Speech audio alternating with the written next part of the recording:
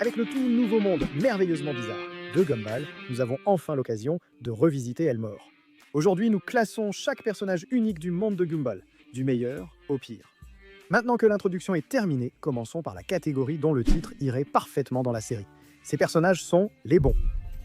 Après réflexion, nous avons décidé qu'Alan Keane mérite la médaille d'or du bien. Avant que quelqu'un ne le fasse remarquer, oui, je me souviens de La Vision. Dans cet épisode, on découvre qu'Alan a un manifeste un peu inquiétant, voulant prendre le pouvoir au collège d'Elmore pour finalement éliminer toute la tristesse dans le monde. Ses méthodes étaient assez impitoyables, mais au fond, il avait de bonnes intentions pour rendre le monde meilleur et plus heureux. Nous donnons toujours à Alan la médaille d'or de la bonté grâce à l'épisode La Foi.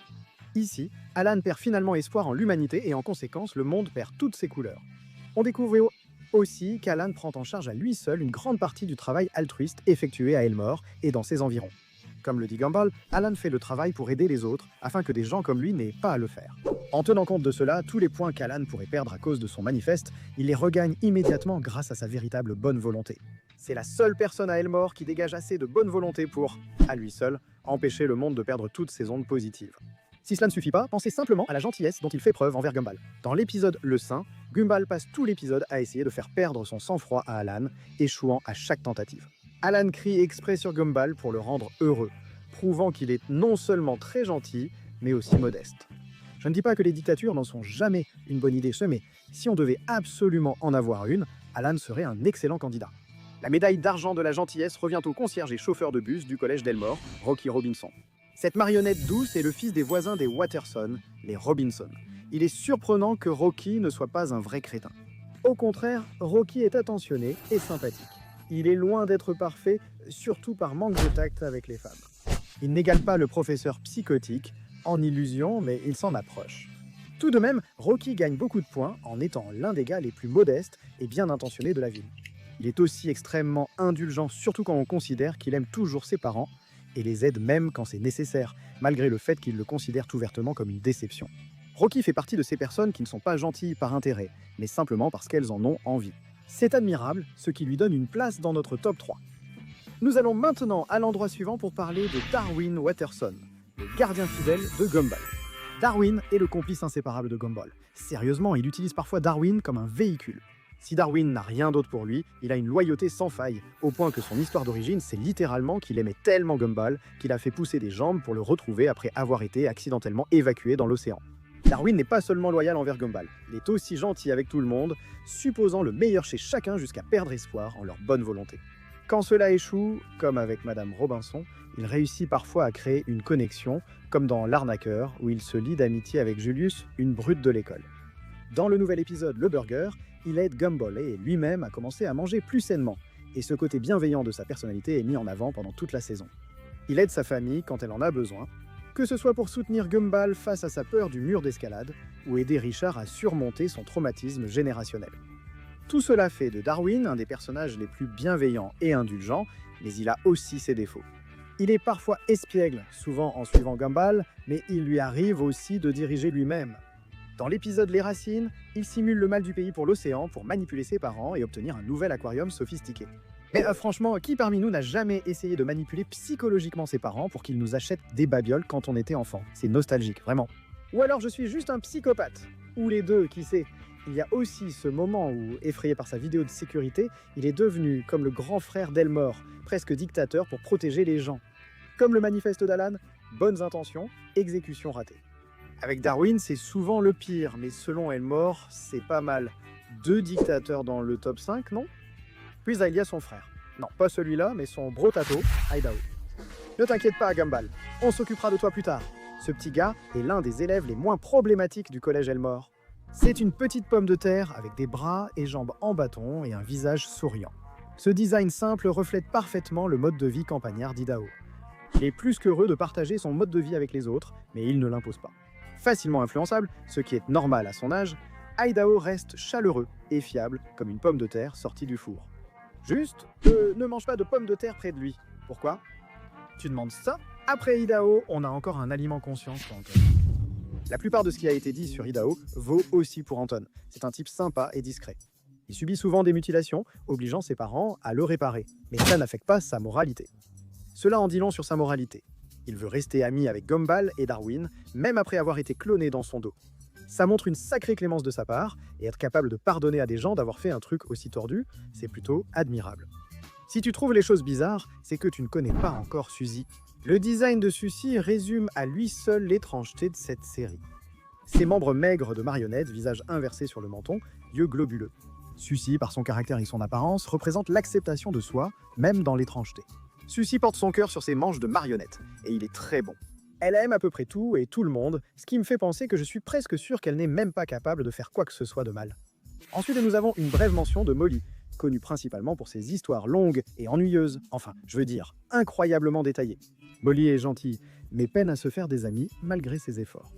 Malgré son absence de traits marquants, Molly est la plus gentille et agréable des dinosaures d'Elmore. Dans l'épisode L'ennuyeuse, on découvre qu'elle peut arrêter le temps avec ses histoires, ce qui aide Gumball et Darwin à éviter une bagarre avec Tina. Elle essaie aussi d'expliquer pourquoi Tina se battait contre eux au départ, à savoir qu'ils ont négligemment ruiné son dessin traditionnel de l'extinction des dinosaures.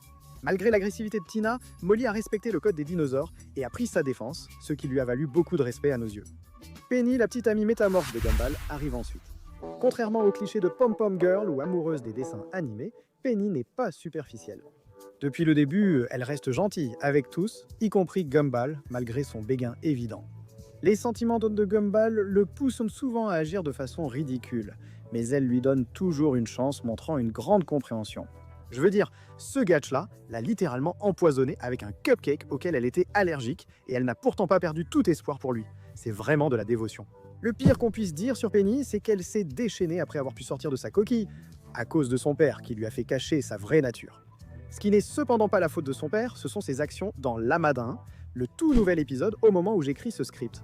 Ici, Penny pousse surtout Gumball à prendre part à un rituel familial embarrassant. Soyons clairs, nous ne cautionnons pas que Gumball soit trop lâche pour soutenir sa petite amie, mais elle aurait pu le prévenir à l'avance. Au contraire, elle le trompe et le maltraite toute la soirée quand il tente de satisfaire son père. Ce n'est pas quelque chose qui remet en question toute sa morale, car on peut comprendre pourquoi elle était contrariée.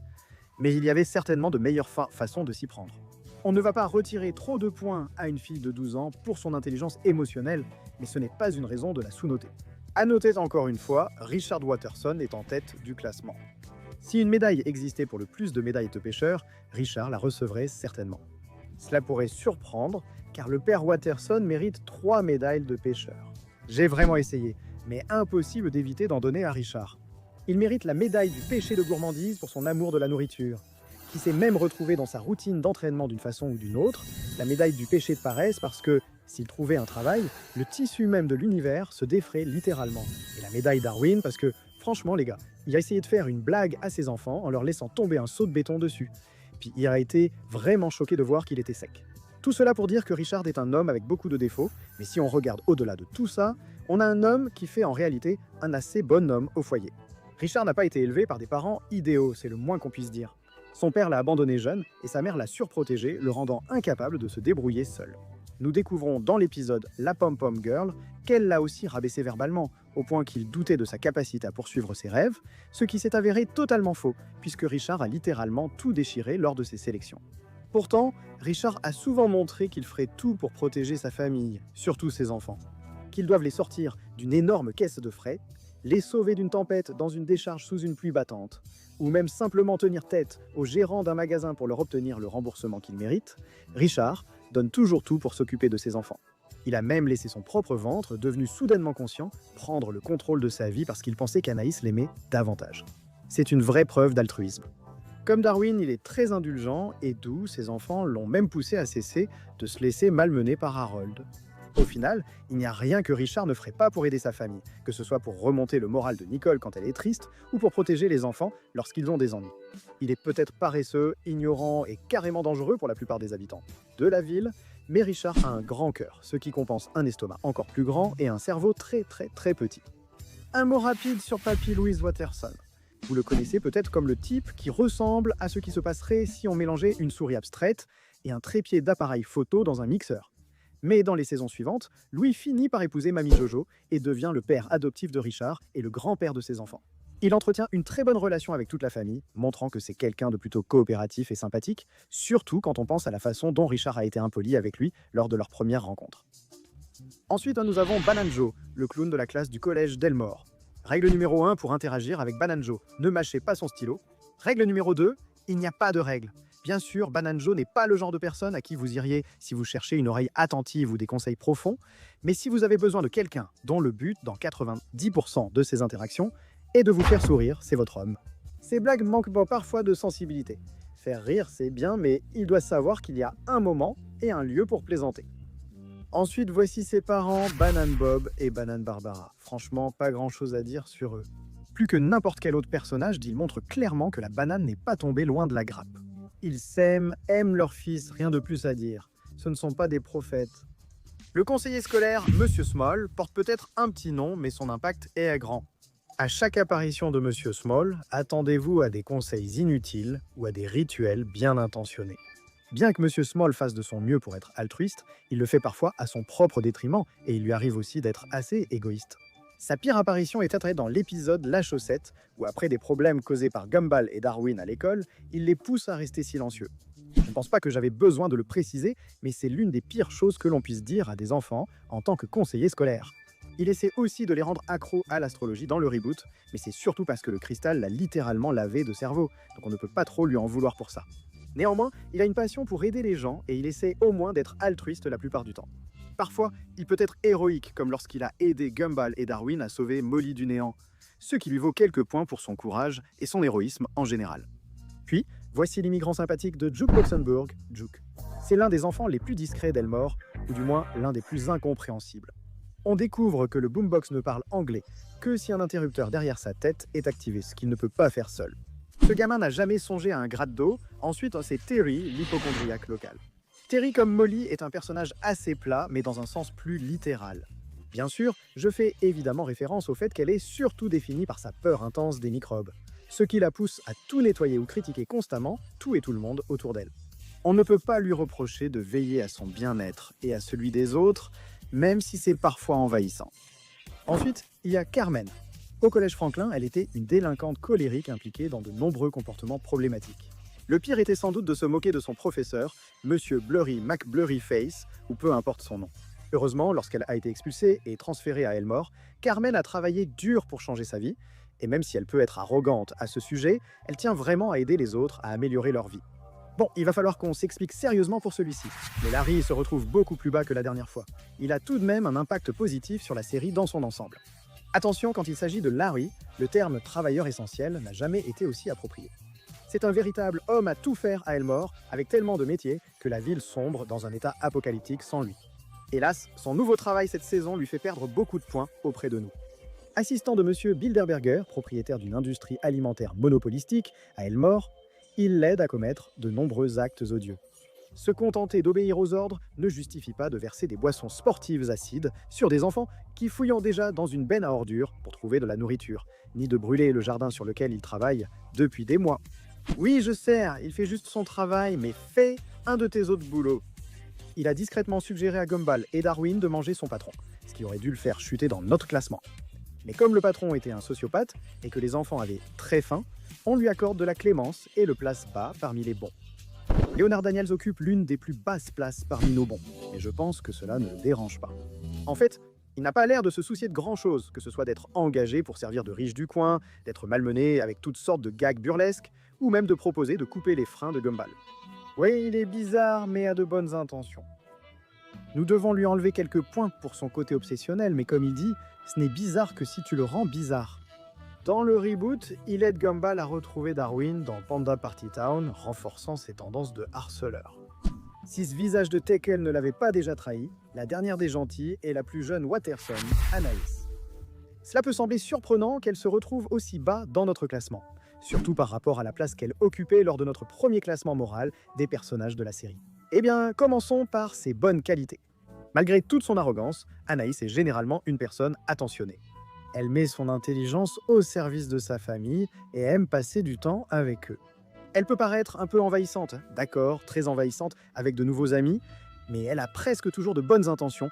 Ce n'est certainement pas un personnage qui cherche à blesser qui que ce soit. Au contraire, mais elle est en fait plutôt altruiste. Elle aide le reste de la famille avec tous les problèmes qu'ils traversent, et elle a des plans de secours pour les prochaines décennies face aux catastrophes potentielles dans lesquelles sa famille pourrait se retrouver. Dans l'épisode Les embouteillages, elle remercie sa famille qui tente de l'emmener à Daisyland, alors qu'elle pensait qu'il n'avait jamais de temps pour elle. Même génie, Anaïs reste une enfant cherchant l'amour familial, mais certains épisodes la placent malgré tout en position basse. L'épisode sur le rival a révélé que lorsqu'elle était bébé, Anaïs a littéralement tenté de tuer ses frères, apparemment juste pour le simple plaisir de le faire.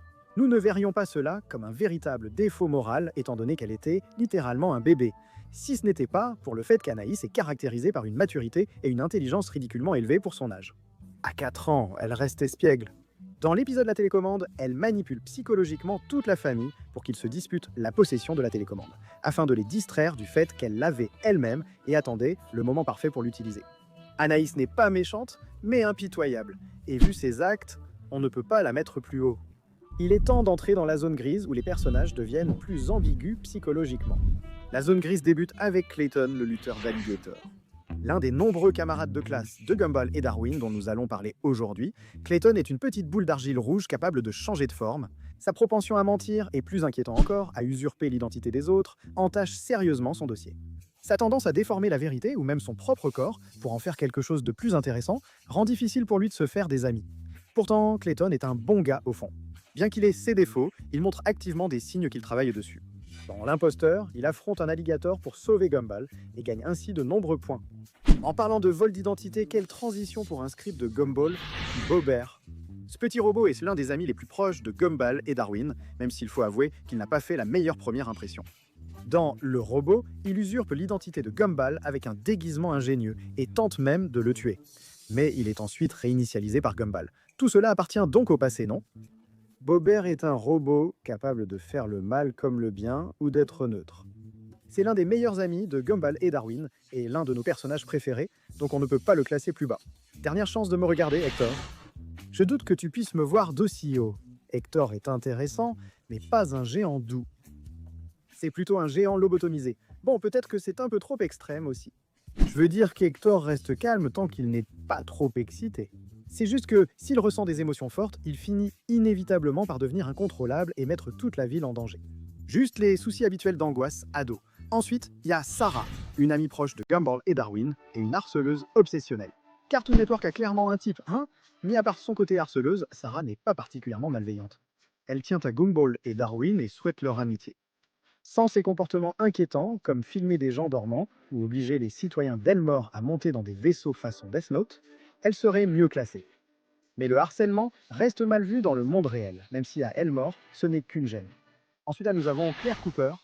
Cette gamine maussade apparaît pour la première fois dans Les Autres, comme parodie des films pessimistes sur l'adolescence. Claire est moralement correcte, ayant des amitiés saines et ne nuisant à personne, mais son attitude très négative lui fait perdre des points.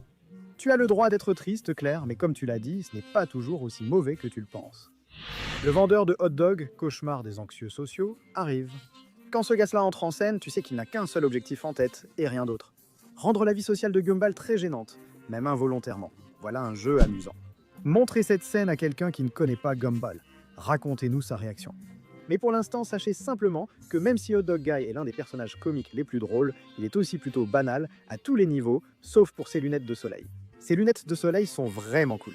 Ensuite, nous avons l'incarnation de la loi à Elmore, le shérif Donut. Je ne sais pas ce qui est plus drôle, que ce type s'appelle vraiment shérif Donut, ou que les créateurs aient nommé Molly, mais pas lui.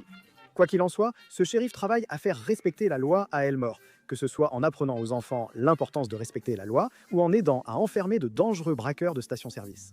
Ce policier pas très chaleureux ni brillant, a une allure de pâtisserie mais reste correct, et joue un rôle clé à Elmore. Bien que son rôle dans l'épisode Le Professeur soit assez mineur, il faut lui reconnaître le mérite d'avoir été aussi déterminé à sauver Gumball de son ravisseur. Même s'il s'est trompé, ce type restait un criminel dangereux. Il y a aussi l'épisode où il arrête par erreur la famille Watterson et ne les libère que pour lire la newsletter Les Bonnes Affaires de Richard. On ne lui reproche pas de vouloir de la bonne littérature. Les hommes en bleu aiment aussi se divertir. On remarque surtout du positif, mais ouais, je pensais qu'on l'avait mis plus haut avant. Il y a eu un changement. Des donuts sont dans la salle de pause de la police. Le donut conscient en mange et encourage les autres à faire de même. Après cette dernière entrée morbide, c'est le moment idéal pour évoquer Carrie, dont la moralité ressemble à celle de Bobert. Elle n'a pas eu un bon début dans la série, possédant Gumball pour pouvoir à nouveau profiter de la sensation mortelle de manger, mais à part ce petit écart, Carrie est plutôt cool. Elle a une relation saine avec Darwin, est amie avec la plupart des élèves et a aidé Gumball à faire une potion d'amour pour Darwin, privilégiant son bonheur à ses propres sentiments. Aussi altruiste soit-elle, je doute qu'on doive la féliciter d'avoir aidé à laver le cerveau de quelqu'un. D'ailleurs, elle garde des tendances inquiétantes. Dans l'épisode La Lettre, croyant à tort que Darwin la trompe, elle déchaîne les forces des enfers sur Elmore sous la colère. Carrie, bien qu'enfant, vit dans une misère constante sans ressentir ni amour ni sensation physique comme manger. C'est une bonne raison de craquer, mais pas aussi violemment qu'elle l'a fait. Fans d'anime qu'ont en commun Levi Ackerman, Goku, All Might, Isaac et Netero. Nicole Waterson les écraserait sans difficulté. Même gentille, elle mérite la médaille du péché du rat par respect. Élever 3 enfants et un mari avec un salaire très bas n'est pas facile, mais Nicole éduque souvent par la peur. Dès le premier épisode, elle réagit aux provocations de Gumball en frappant le mur. Elle se montre aussi autoritaire et critique envers sa famille, surtout dans Le Frigo, où elle note leurs accomplissements sur un tableau. Nicole apparaît globalement comme une excellente mère et épouse. Toujours auprès de sa famille, elle travaille dur pour subvenir à leurs besoins et, comme Richard, est prête à tout pour les protéger, même faire fondre l'âme d'un homme par la pensée pour qu'il nettoie sa maison. Sa volonté d'emmener Anaïs à Daisyland avant la fermeture renforce notre respect pour elle en tant que mère. Elle est prête à tout pour sa famille, mais ses problèmes de colère lui font quand même perdre quelques points, simplement parce que si elle n'est pas sur le point de tuer un membre de sa propre famille, elle est sur le point de tuer quelqu'un d'autre. Après Nicole, il y a Madame Jotunheim. Pour une sorcière, la mère d'Hector est assez cool. Elle peut piéger des enfants pour faire ses corvées, mais compense en étant une excellente mère, même si elle est très protectrice avec Hector. Ça ne doit pas être facile de s'occuper d'un véritable géant comme Hector, surtout quand on considère que sa mère n'a que 28 ans. Donc, si Hector a le même âge que Gumball, elle est soit une mère adolescente, soit elle a adopté Hector. Avec tout cela en tête, elle mérite encore plus de respect de notre part qu'elle n'en avait déjà. Maintenant, sans plus attendre, il est temps de parler du principal intéressé lui-même, Gumball Watterson. Chatte moralement ambigu à l'ego aussi gros que sa tête, Gumball endosse tous les rôles nécessaires à l'épisode. Parfois, il peut être un crétin hypocrite et égocentrique, comme dans l'épisode La Patate, où il convainc sa famille d'adopter le mode de vie simple d'Idaho, pour ensuite agir en cachette de tout le monde la nuit venue. Ce gars-là est aussi coupable de crimes vraiment horribles. Sérieusement, cela peut sembler une blague, mais il suffit de voir l'épisode Le Saint, où Gumball tourmente Alan tout le long pour prouver qu'il n'est pas parfait. Gumball est insensible, arrogant et dangereux pour la société, alors pourquoi Andy est-il classé plus bas? J'essaie de comprendre. Au moins, il montre souvent un peu de bonne volonté en fin de journée, par exemple dans l'épisode La Foi. Quand Alan perd espoir en l'humanité, Gumball, qui le déteste pourtant, met ça de côté pour essayer de lui remonter le moral. Même après avoir retrouvé espoir, Alan admet qu'ils peuvent au moins rester amis. Dans L'Inquisition, il aide les élèves du collège Elmore à retrouver leur apparence de cartoon. Gumball a souvent des gestes altruistes. Dans la dernière saison, il aide ses amis, sa famille, et le principal à surmonter des difficultés simplement par envie. Gumball paraît parfois correct, ce qui l'empêche d'être plus bas dans notre classement, mais sans ses 12 ans, il serait en prison depuis longtemps.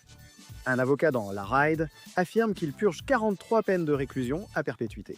Mais le pauvre gars de la brique de lait a aussi commis d'autres crimes en saison 7, comme avoir drogué accidentellement la ville avec du parfum dans L'Entrée, ou saccager le sous-sol pour se faire accuser avec Darwin, afin d'être isolés ensemble éternellement. Après Gumball, c'est à Leslie. En tant que fashionista attitré du collège Elmore et narcissique à la limite, Leslie a tendance à s'accrocher au projecteur par tous les moyens possibles. Il est plutôt sympathique avec la plupart des gens autour de lui, même s'il a une opinion un peu gonflée de lui-même. Dans ses mauvais jours, il peut vraiment être désagréable. Au mieux, il est tout à fait correct, ce qui, à ce stade de notre liste, est déjà un bel exploit. Il faut également retirer la médaille du péché d'orgueil à Tobias pour la remettre à Leslie. Dans L'Astrologue, le cristal de Monsieur Petit pousse les élèves à tomber dans des relations amoureuses précises, dont Leslie x Leslie. Et tu sais quoi? Je les soutiens. Ensuite, nous avons un nouveau personnage qui peut lui aussi être un type vraiment sympa, Johnny Toucan. La mère de Nicole préfère manifestement les hommes bien plus jeunes qu'elle, surtout des coachs sportifs très musclés, plus jeunes que sa fille. Johnny paraît plutôt sympa, mais il perd des points pour avoir été l'amant dans une liaison et provoqué volontairement le mari de sa maîtresse. Bien qu'il soit plus agréable que les autres, ce n'est pas flatteur. Le voisin des Watterson, Monsieur Gaylord Robinson, arrive ensuite. Monsieur Robinson est un voisin grincheux entre Carlo Tentacule de Bob l'éponge et Monsieur Gros Tête de Rocco's Modern Life. Ce type est un vrai crétin, inutile de tergiverser. Il aime sa femme mais l'insulte, ainsi que son fils. En général, Monsieur Robinson est simplement un type désagréable, et il n'a pas vraiment beaucoup de qualités pour compenser ses défauts antipathiques. Mais il en a quand même quelques-unes, comme dans l'épisode Le Cœur. Après avoir entendu Monsieur Robinson parler d'eux en mal, Gumball et Darwin cessent de lui parler et mettent fin à leur amitié, poussant Monsieur Robinson à tenter de la regagner. Monsieur Robinson a été arrêté plusieurs fois pour avoir approché ses jeunes voisins. Il en va de même pour la piscine, où Monsieur Robinson avoue que sa piscine extravagante vise à renouer avec son fils Rocky. On apprend ici que le principal regret de Monsieur Robinson n'est pas l'absence d'investissement dans la crypto-monnaie, mais de ne pas avoir passé plus de temps avec son fils, malgré son travail acharné pour lui. Voici Marvin Finkelheimer, l'ancien du quartier. Marvin est en réalité l'archétype du vieux grincheux inoffensif. Son principal défaut est son entêtement, illustré dans La Montre, où il impose à Gumball et Darwin de nombreux obstacles pour récupérer la montre de leur père. Sinon, pas de gros défauts, sauf peut-être l'arnaque internet dans la vraie vie. À confirmer. La place basse de Billy Parham, malgré son jeune âge, peut étonner, mais je vais l'expliquer. Son éducation explique son sentiment de supériorité, mais Billy reste a très mal géré ses sentiments non partagés envers Anaïs en la harcelant après son rejet. Bravo d'alimenter le stéréotype sur les fans de Pompier Pierre, Billy, d'un enfant riche à un autre, à Masami. Nous avons déjà parlé de ce nuage désespérément romantique dans notre classement des méchantes de Gumball, mais pour ceux qui l'ont manqué, Masami se montre assez capricieuse, surtout en ce qui concerne les relations amoureuses. N'oublions pas qu'elle a manipulé émotionnellement Darwin pour qu'il l'embrasse alors qu'il était clairement mal à l'aise avec cette idée, ni qu'elle s'est transformée en véritable ouragan quand Alan l'a rejetée au profit de Carmen. Elle n'est pas classée plus bas seulement parce qu'elle est enfant et veut être traitée comme telle. Dans l'épisode Le Gourmet, on voit aussi qu'elle ne partage pas les traits matérialistes de sa mère. Pendant qu'elle teste Gumball pour voir s'il mérite d'essayer leur macaroni au fromage gastronomique, Masami est simplement en train de jouer sur son téléphone. Et après que tout le chaos soit passé, elle propose même d'acheter des nuggets de poulet à sa mère.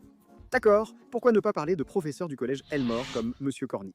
À la différence de Clayton, Monsieur Corny ne semble pas apprendre de ses mensonges pour se valoriser. En fait, il le fait même d'une manière bien plus dangereuse en mentant sur le fait d'être un combattant en cage uniquement pour embrasser l'infirmière. Il a perdu ce combat brutalement, mais il a gagné la médaille du centre de la luxure, c'est déjà ça, non? Mis à part ses mensonges occasionnels, Monsieur Corny semble ordinaire. Comment ça, il a fait 8 ans de travaux forcés en prison? Qu'est-ce qu'il a fait? On passe à l'endroit suivant avec Tobias Wilson. Tobias est l'un de ces sportifs intéressants qui ne mérite pas vraiment d'être appelé un tyran, mais il est loin d'être un saint. Au cœur de son personnage se trouve son désir d'être accepté par ses pairs, ce qui se manifeste parfois par une confiance en lui que seuls les personnages principaux possèdent habituellement. Dans un épisode, il perd son sang-froid contre Gumball et Darwin car il n'est pas le personnage principal. Tobias, en plus de son sentiment de supériorité, devient parfois obsessionnel lorsqu'il désire quelque chose ou quelqu'un. Quand il décide qu'il veut être le meilleur ami de Gumball, il est prêt à se lancer dans une sorte de carnage à la Scott Pilgrim pour battre les autres meilleurs amis de Gumball, afin d'être le seul qui reste. Même si tout cela se passait dans sa tête, c'est quand même assez tordu, mais pour sa défense, Tobias n'est qu'un enfant, et ce n'est pas comme s'il cherchait vraiment à blesser quelqu'un. Mais comme il manque surtout de qualités positives, il reste assez bas dans le classement. Dans la nouvelle saison, son côté inquiétant est poussé à l'extrême. Dans l'épisode sur l'astrologie, il tente plusieurs fois de voler Penny à Gumball. Dans l'entrée, il invite les garçons et leurs copines chez lui, sûrement pour leur prendre leurs copines. On éprouve tout de même un peu de compassion pour lui, car il cherche simplement de la compagnie, ce qui est compréhensible, et il est encore assez jeune pour devenir une meilleure personne. Il n'a pas encore la fine moustache inquiétante, mais il en prend le chemin. Un autre membre du personnel, l'entraîneur Russo, est le prochain. La mère de Jamie, elle accepte un poste d'entraîneuse au collège Elmore pour contrôler le harcèlement brutal de sa fille. L'entraîneuse met souvent ses élèves en danger avec ses entraînements intenses, comme dans La Recette, où elle laisse un élève se désintégrer dans l'eau pour une leçon de sécurité sans montrer de soucis. Il est également révélé dans la nouvelle saison qu'elle a fait déclarer le gymnase comme un état indépendant, précisément pour ne pas pouvoir être poursuivie en justice en cas de blessure subie par les enfants là-bas. Hormis cet incident, elle empêche Jamie d'intimider ses camarades et veut vraiment apprendre aux enfants des compétences utiles pour l'avenir. Patrick Fitzgerald, père de Penny, obtient cette fois une position bien meilleure. Il était arrivé bas auparavant et ce n'était pas sans raison. Cet homme a forcé Penny à cacher sa vraie nature pendant des années au lieu de l'aider à la maîtriser.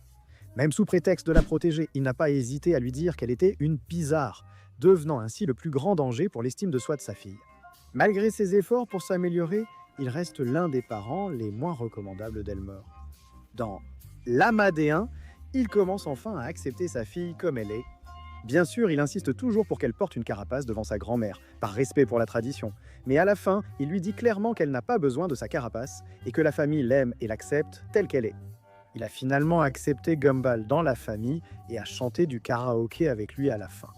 Il n'atteint pas le niveau de l'incroyable Richard Watterson, mais Patrick n'est plus un mauvais gars ni un mauvais père, et il mérite du respect pour cela. Le directeur, Principal Brown, approche la limite de notre zone grise. Nigel est peut-être dévoué à Mademoiselle Siméon, mais il reste problématique en général. En plus de son incompétence et de son insensibilité, Principal Brown est un imposteur, comme montré dans l'épisode L'imposteur. Pour couvrir cela, il est prêt à aller jusqu'à tenter de faire exploser toute l'école, montrant ainsi un côté assez tordu de sa personnalité. Nous découvrons aussi son passé dans l'épisode Les Fesses, dans lequel il surmonte le traumatisme qu'il a subi après avoir été harcelé parce que ses fesses étaient trop chauves. Quoi ? Après que Gumball l'ait aidé, Principal Brown accepte de lire son poème sur l'acceptation de soi devant l'école et il s'apprête à... Pardon, je lis bien cela ? Il se met à twerker devant un public d'enfants ? Enfin bref. Ce qui l'empêche de tomber dans la mauvaise catégorie, c'est qu'il se soucie vraiment de ses élèves, dépassant parfois ses fonctions pour leur enseigner des leçons ou prendre de leurs nouvelles si quelque chose semble aller mal chez eux. Mamie Jojo incarne la fin de la zone grise. Son principal défaut est sa manière terrible d'éduquer Richard. Son excès de protection a rendu Richard paresseux et incompétent. Et selon l'autorité, toute la famille Watterson aurait été comme lui si elle en avait eu l'occasion. Elle a activement maintenu son fils dans un état constant d'immaturité, et si cela ne suffisait pas, elle exerce un contrôle similaire sur son mari Louis, refusant même de le laisser se faire des amis en dehors d'elle. Malgré tous ses défauts, elle aime sincèrement sa famille, et dans une certaine mesure, ses actions sont une tentative de les protéger. Cela n'a pas dû être simple d'élever Richard seul, mais je ne peux excuser ses actes, notamment le traumatisme transmis dont il doit guérir. Je lui accorderai un peu de compréhension, ce qui l'exclut de notre dernière catégorie. Parlons maintenant des visages les moins sympathiques d'Elmore. Ce sont les mauvais, voire les méchants. Pour commencer cette catégorie, il y a Ocho. À première vue, on pourrait penser qu'Ocho est placé ici de façon un peu sévère. Il a des problèmes de colère, pas comme Nicole et Monsieur Robinson.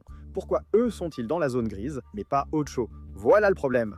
Ocho, malgré sa jeunesse et sa conscience de sa force, reste l'un des personnages les plus impulsifs et violents de la série. Ce gamin est si irritable que même ses réveils le craignent. L'épisode L'Oncle révèle aussi qu'il est prêt à littéralement traumatiser ses amis avant de les laisser entrer dans son cercle intime, sans parler du fait qu'il avoue froidement prendre les animaux de compagnie des gens en otage. Pourtant, malgré tout ça, Ocho n'est pas foncièrement mauvais, c'est juste un gamin instable qui a désespérément besoin de thérapie. Voici Colin et Félix, les nerds les plus célèbres d'Elmore. Ce duo de véritables têtes d'œuf est probablement surtout connu pour son rôle de dirigeant du Club des Rejetés, auquel ils invitent tous les enfants qui ont été refusés dans tous les autres clubs, contrairement à Bobert et même Ocho, qui faisait aussi partie du club. Ces deux-là n'ont jamais eu d'histoire touchante, préférant insulter les autres sans raison, par pur sentiment de supériorité. Ori aide Nicole à obtenir la liberté dont elle a tant besoin face à sa famille fusionnelle, lui offrant ainsi un sentiment d'évasion. Malheureusement, Ori est plus possessif que Nicole ne le pensait. Lorsque Nicole a l'audace de choisir de passer du temps avec sa famille plutôt qu'avec un ordinateur, Ori enferme littéralement la famille dans un cybertruck et tente de les envoyer au fond du gouffre d'Elmore, tout cela pour pouvoir garder Nicole rien que pour elle. Nous pensons qu'elle mérite encore plus la médaille du péché d'envie que Gumball. Elle évite une place plus basse en s'excusant auprès de Nicole, lui offrant des piles et partant chercher sa famille. C'est bien tout ça, mais elle a quand même essayé de tuer 3 enfants et un Richard sans presque aucun remords, donc ça ne compense pas vraiment. Dans la même idée, nous avons aussi le clochard, présent depuis le début. Ce personnage de Gumball n'est pas mémorable, c'est pourquoi il n'était pas dans nos anciens classements du bien au mal. Il joue un rôle clé dans l'épisode L'appli, aidant Gumball et Darwin à stopper une appli maléfique voulant laver le cerveau des enfants d'Elmore. Il aurait beaucoup de mérite si ce n'était pas lui qui avait créé l'appli, puis lancé une autre application encore plus addictive. Pire encore, on apprend qu'il n'est pas sans abri et qu'il a perdu sa fortune par cupidité. L'argent de la loterie qu'il a gagné en première saison a sûrement bien servi un temps. Passons à Tina Rex. On comprend la sympathie pour Tina, qui craint de passer de chez elle à la décharge, et avec sa taille et son caractère, peine à se faire des amis. Mais la sympathie a ses limites quand on agresse régulièrement ses camarades de classe pour la moindre petite chose. On ne lui reproche pas vraiment ses réactions dans L'Ennui, où elle s'est justement fâchée contre Gumball et Darwin pour avoir gâché son dessin des dinosaures disparus. Elle aurait dû dessiner ailleurs que par terre, et s'il pleut, elle va faire quoi? Se battre contre les nuages? Oh! Et rappelons que Tina a tenté de garder la peluche d'Anaïs. peur ou non, c'est bas, même pour une brute. Quand même, je dirais qu'elle n'est pas aussi dangereuse que Julius, alias le gamin explosif. Julius est une brute plus calculatrice et organisée que Tina, ce qui n'est pas vraiment un exploit. Son équipe dépasse le harcèlement et devient délinquante. Mais il n'est pas entièrement mauvais. Dans l'épisode La Trappe Nigo, il parvient en fait à collaborer avec Darwin, et tous deux forment une amitié improbable. Espérons que faire accidentellement exploser ses parents ne change rien. Rob, porte-parole des figurants mécontents, vient ensuite. Après avoir été oublié par les habitants d'Elmore, et même abandonné dans le vide, Rob a finalement trouvé un but en devenant le méchant d'Elmore, menaçant régulièrement de détruire la ville et ses citoyens. Vouloir un but dans la vie est normal, mais Ross va plus loin, prêt à risquer la vie de nombreux innocents juste pour ne pas être oublié. Son plan le plus marquant apparaît dans l'épisode Le Rediffusion, où il utilise une télécommande magique pour gâcher la vie de Gumball et de ses proches, devenant ainsi un vrai méchant bleu-gris. Cela dit, il est possible que Ron ne soit pas complètement mauvais. Dans l'Inquisition, il s'est fait passer pour le directeur de l'école dans le but de transformer les élèves en personnages plus normaux afin de les sauver d'une sorte de catastrophe. 5 ans plus tard, nous ignorons toujours la nature de cette catastrophe, mais espérons le retour prochain de Raj et ses amis. William nous guide vers la prochaine étape. Bien qu'il soit classé parmi les brutes du collège d'Elmore, je doute que ce terme lui convienne vraiment. D'une aile, William est un personnage pour qui il est difficile de ne pas éprouver de la peine, incarnant vraiment « je n'ai pas de bouche et pourtant je dois crier ». William a du mal à se faire des amis, manger ou faire quoi que ce soit sans télékinésie. D'un autre côté, c'est aussi le genre de gars qui va littéralement semer la terreur dans toute l'école pour essayer de te tuer, si tu lui tiens tête. Et je suis sûr que ses habitudes de voler ses camarades de classe ne vont pas non plus l'aider à se faire des amis. Pour la pire des brutes principales du collège Elmore, nous avons Jamie. Oui, d'une manière ou d'une autre, malgré la présence d'un T-Rex et d'un explosif doté de conscience, Jamie reste de loin la brute la plus inquiétante de l'école. De façon similaire à Julius, Jamie est caractérisée comme rien de plus qu'une brute, et même si elle n'est pas excessivement malveillante, elle a tendance à blesser les gens en permanence, sans vraiment y voir de problème. Elle a mutilé pratiquement tous les personnages secondaires de la série au moins une fois, et même si c'est présenté de façon humoristique, donner un de ses camarades de classe à son prédateur naturel est quand même un acte assez diabolique. Elle n'est pas foncièrement maléfique, bien sûr. Comme Julius, elle se lie d'amitié avec un enfant Watterson, mais reste l'une des figures les moins recommandables d'Elmore, à éviter dans la rue. Étonnamment, Mademoiselle Siméon est mieux classée qu'avant. L'archétype de la professeure méchante existait déjà avant les débuts de Gumball dans les dessins animés. Alors que beaucoup de ses professeurs étaient juste malheureux, Mademoiselle Siméon n'est pas seulement une vieille femme aigrie détestant les enfants. Non, c'est une vieille femme aigrie qui déteste les enfants et qui aime les voir souffrir. Être sadique est une chose, et être quelqu'un qui déteste tout et tout le monde autour de soi en est une autre. En combinant les deux, on obtient une telle méchanceté qu'il est difficile d'imaginer pire personne pour encadrer des collégiens. Oh, et elle n'est pas plus gentille avec les plus jeunes non plus. Nicole a fait ses premiers pas, et Mademoiselle Siméon, qui, je suppose, dirigeait sa garderie, l'a immédiatement insultée pour ça. Le pire pour Mademoiselle Siméon, c'est qu'on ne peut même pas lui attribuer le mérite de sa romance avec le principal Brown. Dans l'Inquisition, elle l'a quitté pour tenter sa chance avec le surintendant Evil, probablement attiré par son goût pour l'abus psychologique sur les enfants. Nous avons donc été surpris par son rôle dans La Professeure, où Mademoiselle Siméon montre qu'elle tient à ses élèves. Waouh, prête à s'impliquer dans des activités criminelles dangereuses juste pour leur procurer des ordinateurs portables. Cela ne compense en rien les années de mauvais traitements qu'elle a infligés à ses élèves. Mais cela montre au moins qu'au fond, très profondément sous toute cette cruauté, il y a une enseignante qui se soucie un peu d'eux. Les parents de Nicole, Daniel et Marie Senecourt lui ont transmis son caractère ambitieux et colérique. Ses parents ont notoirement grondé leur fille parce qu'elle avait eu un 0 en genre, et je vous laisse deviner pourquoi c'est ridicule. Ils ont laissé Nicole avec le sentiment constant qu'elle n'en faisait jamais assez, comme si elle devait mériter leur amour et leur affection, ce qui l'a suivie à l'âge adulte et lui a laissé des traumatismes non résolus. Du fait de ne pas avoir assisté au mariage de Nicole jusqu'à leur refus de s'excuser, avant que Gumball ne leur chante une chanson émotionnellement manipulatrice, ces deux-là sont parmi les pires 6 parents d'Elmore, seulement épargnés d'une place plus basse parce qu'ils ne sont pas carrément des criminels. À notre connaissance, oui, Marie agit presque criminellement dans le reboot. Elle quitte son mari de longue date pour son jeune coach sans prévenir. De plus, ce coach sportif était en première année quand Nicole était en terminale, donc cette femme fréquente un homme plus jeune que sa fille. Pour les méchants, la tortue maléfique est déjà connue. Elle n'est pas méchante, elle cherche juste un lieu sûr pour pondre ses œufs et protéger ses petits. Elle reste cependant incroyablement violente et impulsive avec un monologue intérieur qui semble lui dire de ne rien faire d'autre que de mordre les gens et de protéger ses œufs. Elle a tout de même montré un peu de gratitude envers Gumball lorsque les Watterson ont aidé à relâcher elle et ses petits dans la nature, donc tant qu'ils restent très loin, je suppose que nous n'avons pas de raison de la placer plus bas. La résidente la plus prétentieuse d'Elmore, Félicité Parham, vient ensuite. Même à ses meilleurs jours, Félicité agit en Karen, se croyant supérieure à tous. Billy fait exception, ce qui serait bien si elle ne lui imposait pas ses opinions élitistes. Si c'est le meilleur de Félicité, le pire doit être terrible. Dans La Loi, lorsque Gumball commence à traverser en dehors des clous devant elle, elle fait littéralement une crise de nerfs totale et s'en sert comme excuse pour commettre tous les délits qui lui passent par la tête pendant les 11 minutes suivantes. Juste hors des 5 derniers, il y a le père de Richard, Frankie Watterson. Mamie Jojo était peut-être une mauvaise mère, mais au moins elle faisait des efforts. Non, oubliez ça, au moins elle était présente. Frankie, en revanche, a abandonné son fils à un âge crucial pour pouvoir mener une vie, à arnaquer les gens et leur soutirer un maximum d'argent. Même pris de remords, il exploite toujours le désir de son fils de rapprochement pour tenter de les arnaquer davantage, notamment en cherchant à leur faire signer l'acte de propriété ou à profiter d'eux autrement. Le mieux que l'on puisse dire à propos de Frankie, c'est qu'il est au moins vaguement proche du remords pour ses actes, mais il ne fait jamais vraiment d'efforts pour s'améliorer, utilisant sa famille davantage comme un filet de sécurité, et cela sans presque aucune hésitation.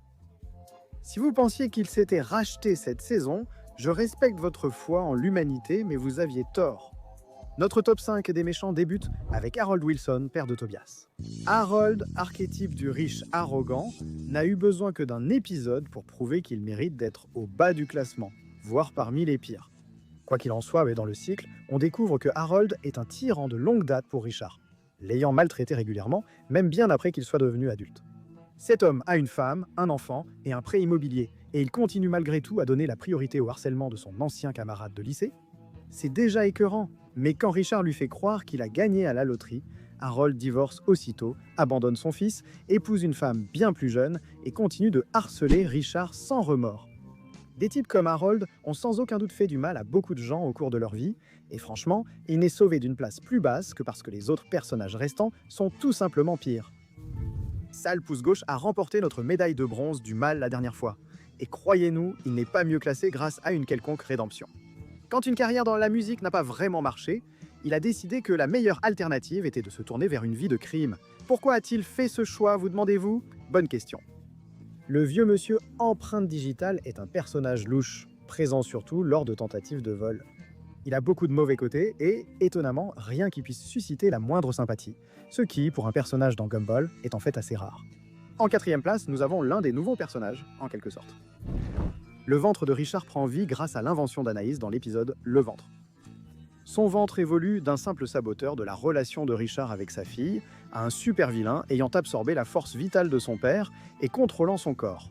Ce n'est pas non plus par amour pour Anaïs. Le ventre voulait juste créer des inventions plus puissantes avec elle, quitte à tuer Anaïs et ses frères, jusqu'à ce qu'elle sorte la fameuse règle des 5 secondes, à laquelle Richard ne résiste jamais, même presque mort. La médaille de bronze du mal revient à Madame Robinson, et je suis sûr que la seule chose que vous voulez que j'explique ici, c'est comment, par quel miracle, elle a réussi à éviter notre classement le plus convoité du mal. Elle est aussi amère et haineuse que Monsieur Robinson, en plus d'être une véritable psychopathe sadique. Que ce soit quelque chose d'aussi anodin, mais tout de même inquiétant que de faire pousser des fleurs juste pour les couper, ou quelque chose d'aussi impardonnable que de laisser un enfant s'étouffer à mort devant elle. Il n'y a absolument rien de bon que l'on puisse dire à propos de Madame Robinson. Mais, voilà le problème. Dans Les Méchants, où l'essentiel de sa méchanceté est révélé, on voit que Madame Robinson n'a vraiment aucune qualité rédemptrice, ce qui soulève la question. Est-elle même capable de faire le bien? Pour qualifier quelqu'un de plus maléfique, il doit être plus calculateur, non? Je ne voulais juste pas être trop prévisible. Nous avions attribué la médaille d'or du mal à Monsieur Chanix, mais avons finalement revu sa position dans ce classement. Notre avis sur sa méchanceté reste inchangé. Il rend ses employés fous en les asservissant par ses contrats. Il emploie intimidation, lavage de cerveau, incitation et manipulation pour faire travailler ses employés de longues heures pour un salaire dérisoire. Il n'a peut-être eu qu'une seule apparition majeure dans Le Patron. Mais cela a largement suffi pour que nous concluions que ce type est l'antithèse de tout ce que représente une série comme Gumball. Le plaisir, l'individualité, les droits humains fondamentaux, rien de tout cela n'a d'importance pour un type comme Monsieur Chanix. Et en conséquence, il se dresse comme un parfait opposant aux problèmes de société que cette série parvient à tourner en dérision de façon étonnamment efficace.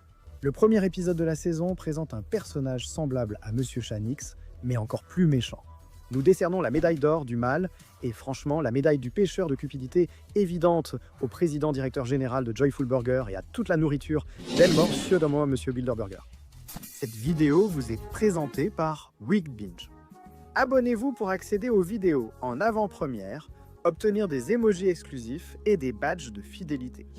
Il ressemble peut-être à un hamburger avec des yeux globuleux, et c'est bien ce qu'il est, mais être un hamburger avec des yeux globuleux n'empêche pas Monsieur Bilderberger d'être le méchant le plus odieux de Gumball à ce jour. Monsieur Bilderberger admet être motivé uniquement par l'argent. Il sait que sa cupidité a causé la mort de nombreux hommes, femmes, enfants et espèces. Après tout, c'est de Gumball qu'il s'agit, tous ont péri sous son règne tyrannique sur la nutrition. Ce type rend presque impossible de manger sainement à Elmore. Il reconnaît être mauvais, mais s'en moque. Bon sang, la seule raison pour laquelle il s'explique même auprès de Gumball et Darwin, c'est parce qu'il pense que leur moelle osseuse pourrait potentiellement avoir de la valeur. Je ne sais même pas ce que ça veut dire. Ce type est tellement mauvais qu'il est l'un des personnages les plus déraisonnables d'une série où il y a des poissons rouges qui marchent, des cacahuètes qui parlent et des policiers baignés conscients, tant il est mauvais, lucide et fier de l'être. C'est une façon infaillible de décrocher notre médaille d'or du mal. Nous sommes impatients de voir si les prochains épisodes pourront le surpasser.